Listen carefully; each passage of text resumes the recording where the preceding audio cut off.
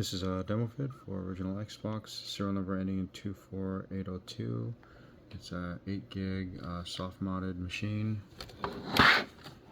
It's got a couple minor characteristics, or minor issues rather. The power comes on once you plug it in, so once it gets plugged in, you'll see that it'll turn on.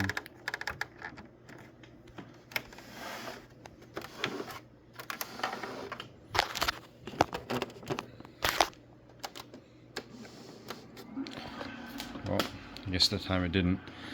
But once you plug it in and you turn it on once, when you turn off the power, the console will power back on. So really the only way to turn it completely off is to unplug it as you turn it off.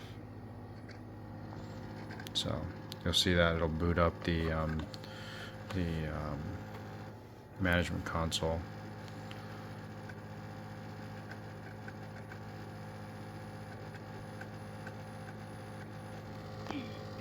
Oh, forgot I had a disc in there. So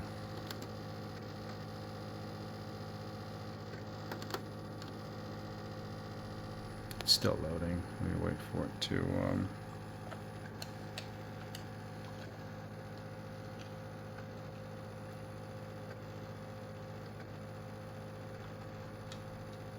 all right.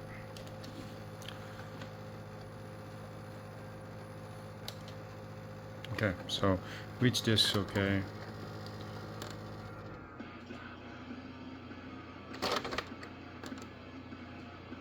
Oops.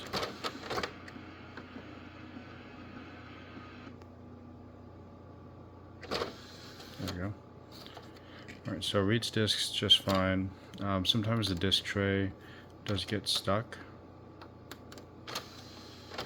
So generally only happens when there's no disk inside, so you have to use the little paperclip method to push the disk drive open.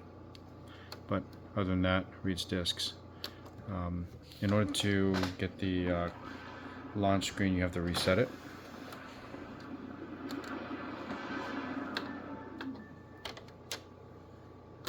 Get the disk tray closed.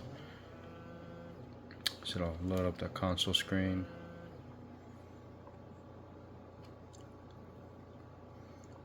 So it's got a few quirks, but if you know how to manage the console or modded console, it should be more or less par for the course.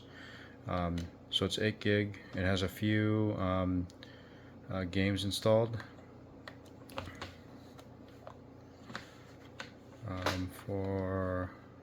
Whoops.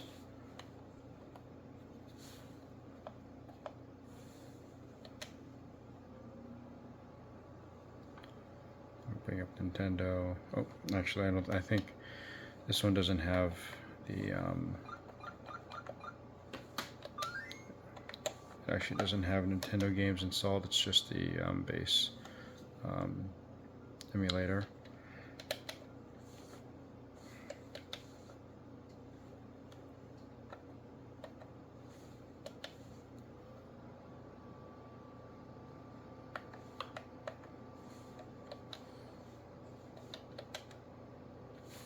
Okay, so just pulling up an N64 game. It also has the Atari games installed. The Nintendo and the Super Nintendo games don't work. There's no games installed, so you can't launch those. But you can launch the N64 and Atari games, and you'll have to work with the files in order to get if you want to play the N64 and Super Nintendo games also. So let's give it a minute to boot up.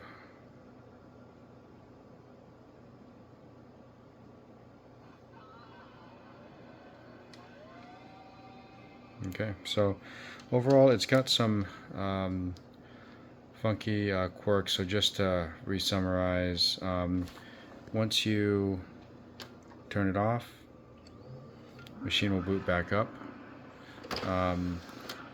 Sometimes the disk tray gets stuck. can't really duplicate it now, but sometimes it gets stuck, in which case you have to use the paperclip. It reads discs just fine, just like I mentioned earlier. It does come with a power cable and AV cable, as well as this aftermarket controller. Other than that, you do have to familiarize yourself with navigating and using the Xbox Media Center for the emulators and such. So everything functioning normally outside of those minor characteristics. Thanks.